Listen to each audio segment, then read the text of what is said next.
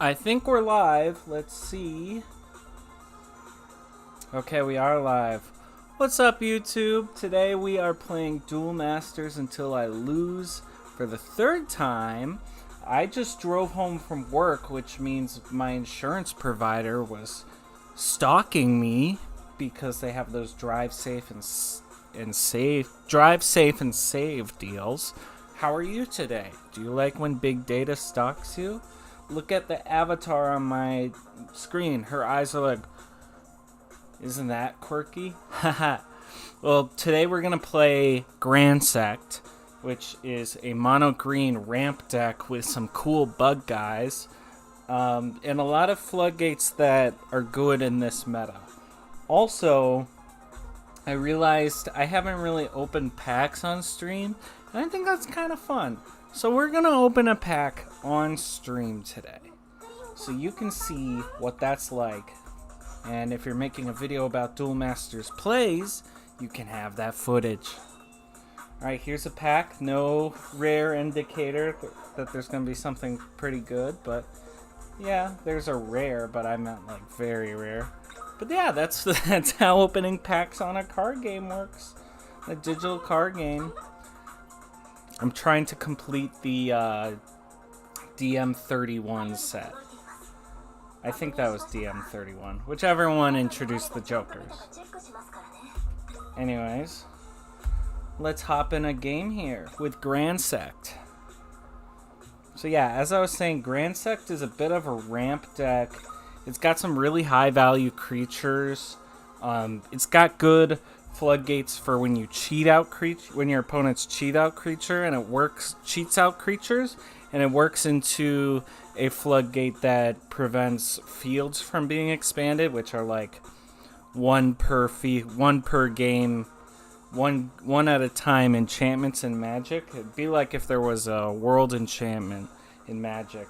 And it also disables spells from opponents, which creatures don't count as spells, but that's pretty good, especially in the late game when you're breaking shields. So getting out an early beetle to stop your opponents from cheating in creatures, and then working into floodgates or just aggressively ramping into triple breakers is kind of the strategy of Gransect. Let's see how the stream health is. We haven't dropped any frames. That's pretty good.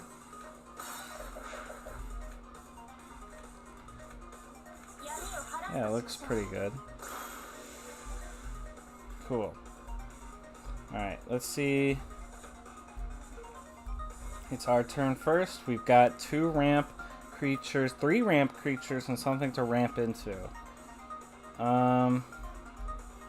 Honestly, better to put this in the mana zone at this point in the game.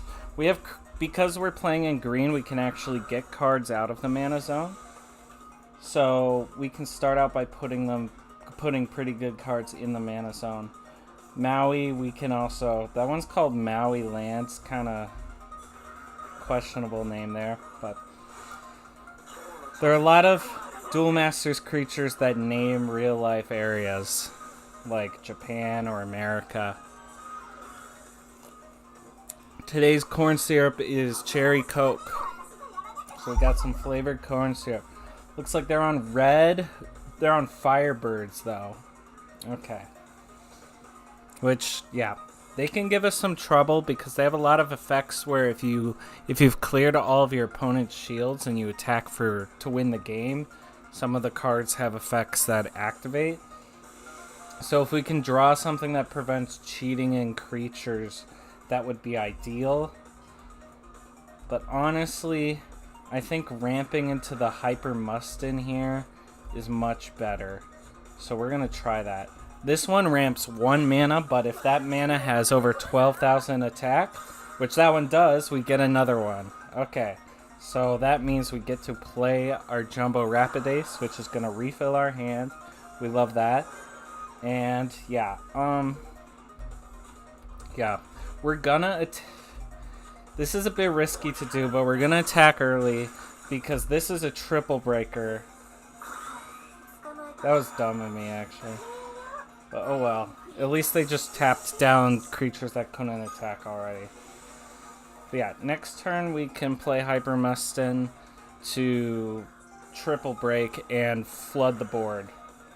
Hyper Mustin has, when it attacks, look at the top 3 cards of your deck. From among them, put any number of non-evolution creatures that have power 12,000 or more into the battle zone, which is really good.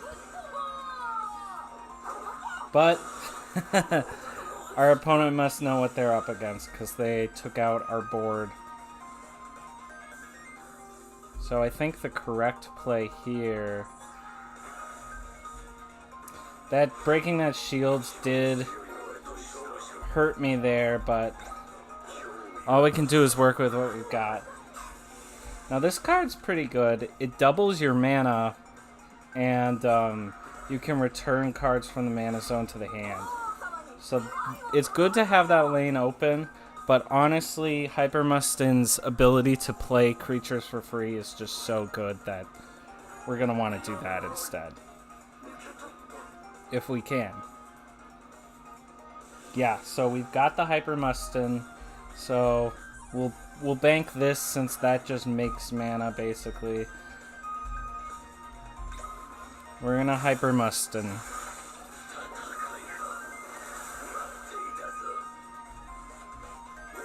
Get some creatures. Okay, those are pretty good hits. Okay, if we have this one come in first and then the Hyper Mustin, we can evolve Hyper Mustin, which allows us to attack with Hyper Mustin again, since evolution creatures, including and Neo Evolution doesn't affect that. Evolution creatures can attack the turn they come in.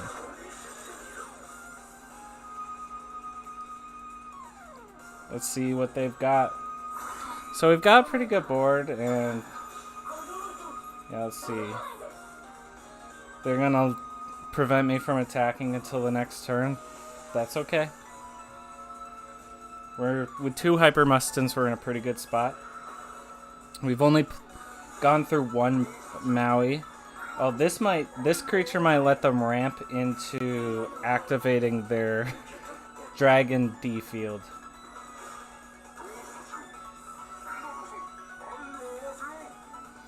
Because that one just lets them continuously play Dragon. So let's see. Oh man. Alright, we might actually lose. I should not have swung that turn I did.